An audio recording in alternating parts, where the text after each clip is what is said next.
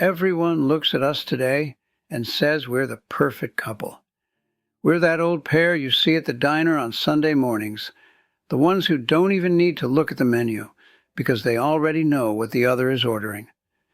But it took me 47 years of marriage to finally understand what keeps this thing breathing. And honestly, I wish I'd learned it back when I still had hair on my head and fire in my boots. People see the glow.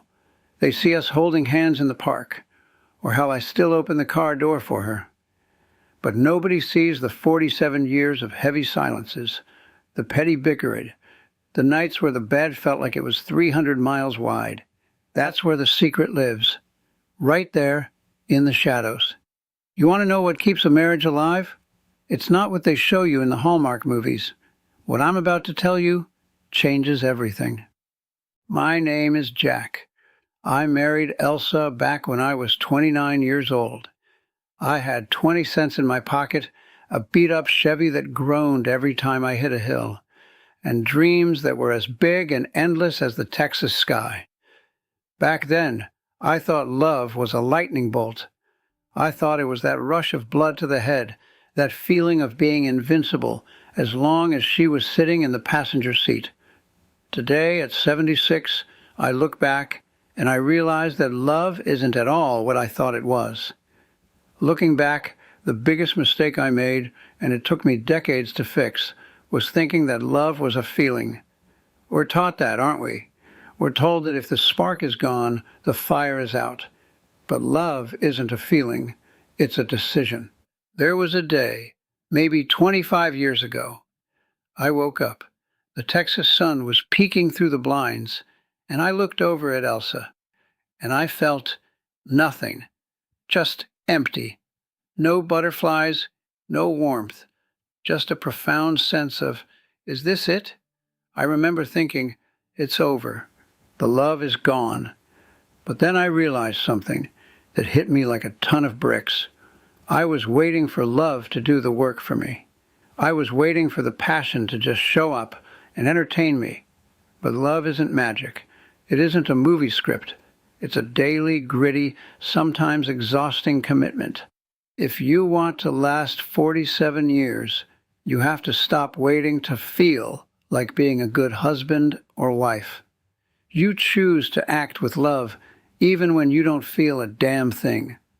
You make her coffee, you ask about her day, and you actually listen to the answer.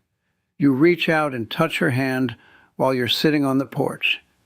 Love is the prize you get after you do the work, not the fuel that starts the engine. And then there's the silence. For a long time, Elsa and I stopped fighting. I thought it was a sign of maturity.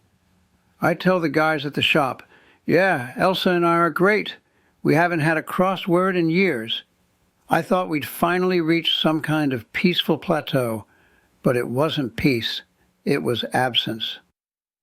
She'd stopped complaining that I spent too much time at work. She stopped nagging me about the leaky faucet or the way I never helped with the laundry. I thought, great, she finally gets it. But the truth was far scarier. She had stopped expecting me to change. And in a marriage, that's a death sentence.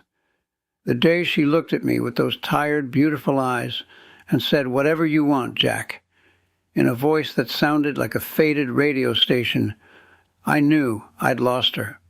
I'd lost her attention. And attention is the only real currency in a relationship. When someone fights with you, it's because they still believe there's something worth fighting for. They're still invested. But when they go silent, that's when they've already left, even if their body is still sitting across the dinner table. I had to beg her to start complaining again. I'm serious.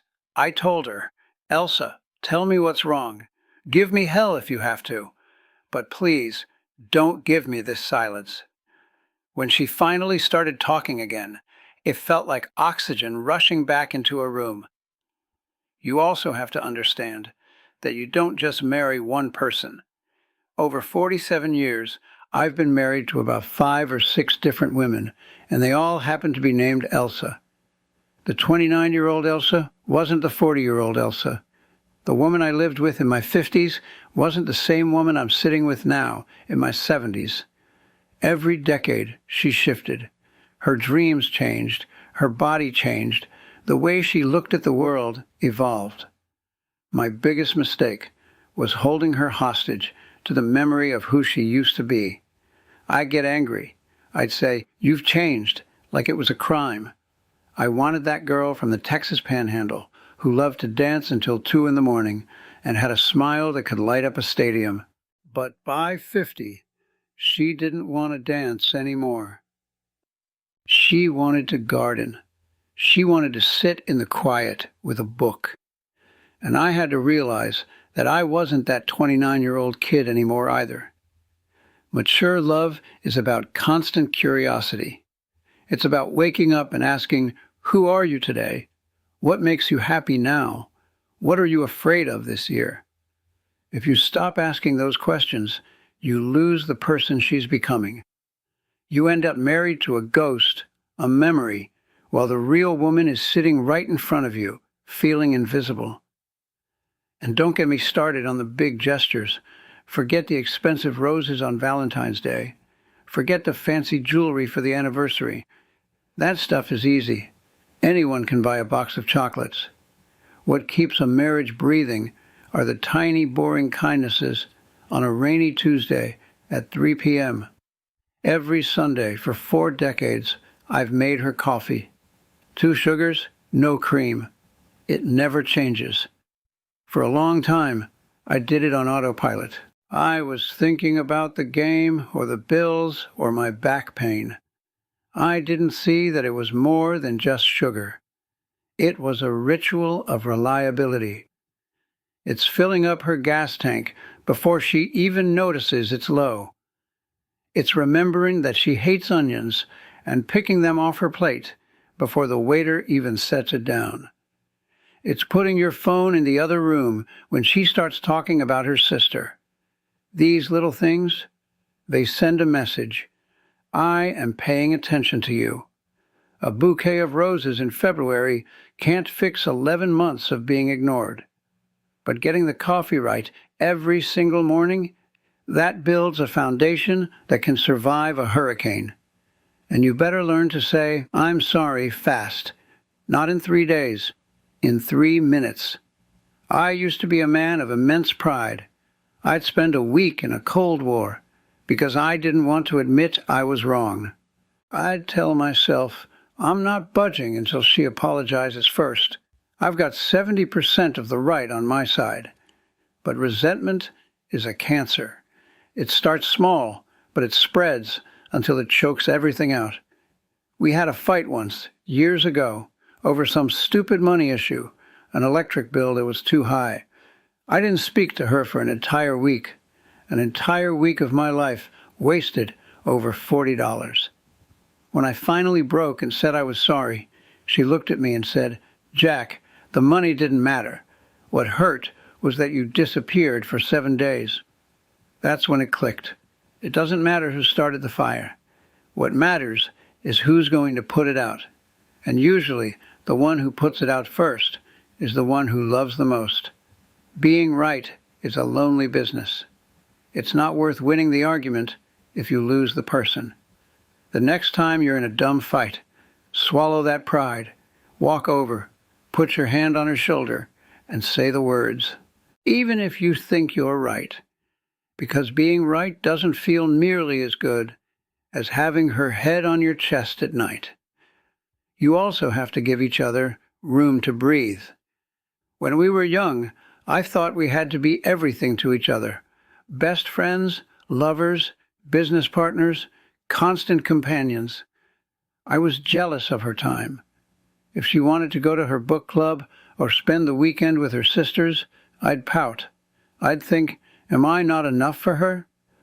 But after about 30 years, yeah, it took me that long, I realized that when she went away, she came back more interesting. She had new stories. She had a glow in her eyes. If you spend every second together, you become like 2 mirrors facing each other. Nothing new gets in, and you just reflect the same tired images back and forth. Love needs oxygen. Let her have her hobbies. Let him go fishing with the guys. When you come back together at the dinner table, you actually have something to talk about. You have a reason to miss each other. And finally, you have to laugh, especially when things are falling apart. Elsa and I have been through it all. We've seen the bank account hit zero. We've dealt with health scares that kept us up until dawn in cold hospital waiting rooms. We've dealt with the heartbreak of seeing our kids make mistakes we couldn't fix. Do you know what saved us? It was laughing in the middle of the wreckage. About 15 years ago, our old truck broke down in the middle of the thunderstorm. No cell service, no money for a tow, and rain pouring through a hole in the roof. I was cussing. I was slamming my fists on the dashboard, and then Elsa started laughing.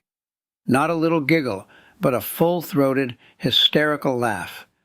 I looked at her like she'd lost her mind.